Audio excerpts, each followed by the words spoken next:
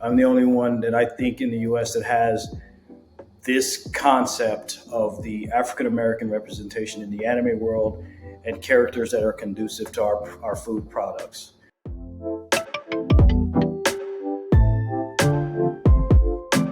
Hi, my name is Harold Fields. I'm the owner of Umami Kushi, a Japanese street food concept here in Seattle, Washington. Our concept focuses on a Japanese style street food called okazupan, and it's a savory little snack made with fresh made dough and has different savory fillings in it. And our number one seller is the beef curry. And what we were able to do is take that flavor and diversify the products and create barbecue pork, smoked salmon, on and on and on. Our cafe model really reflects the African American and the anime culture. So we use our own original art and our own original characters, and we decided to take those characters and turn them into an animation form. My wife's from Yokohama, and we were living in New Orleans around the time of Hurricane Katrina. Actually, right before Hurricane Katrina, we ended up going to Japan due to an emergency in her family.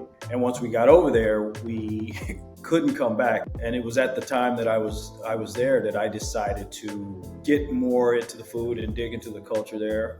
Being a chef, I was fascinated with the food scene. But what I found myself eating all the time was these little snacks called curry pans and the okazu pan. That's where all that came about. We moved back here to Seattle. We kind of missed that flavor and missed those, unique little treats. I used to kind of go to this cafe in the neighborhood, and it was when I was a chef at Space Needle. I just noticed in the afternoon they didn't have any savory options, and there were only cookies and cupcakes and those sort of things.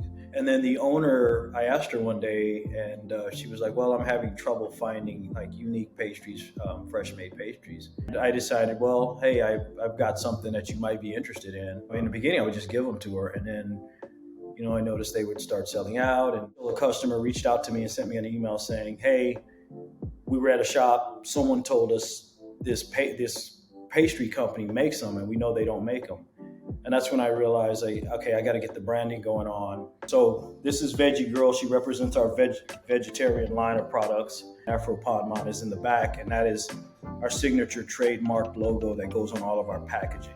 Bringing those two cultures together, has given us the ability to diversify our customer base. It allows me to constantly bob and weave into different forms of branding, whether we're a coffee shop, whether we're a cafe, whether we're a restaurant, and it doesn't allow me to be boxed in. This whole business model was started based on affordability.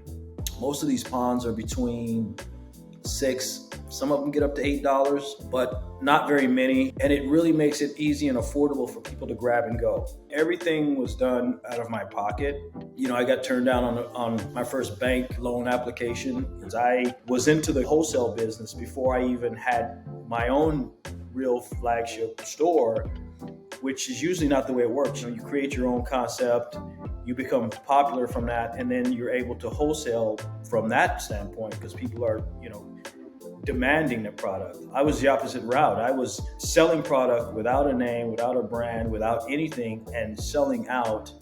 And so slowly I would just create the items based on how I was doing. The success and the revenue streams have been really consistent because we've been able to diversify those. We have the wholesale that's going. Now we have 2 cafes, and then we have our online sales. I think one of the things that is important for anyone who's creating a concept, besides having passion, but is to understand the risk of failure and not be afraid of failure.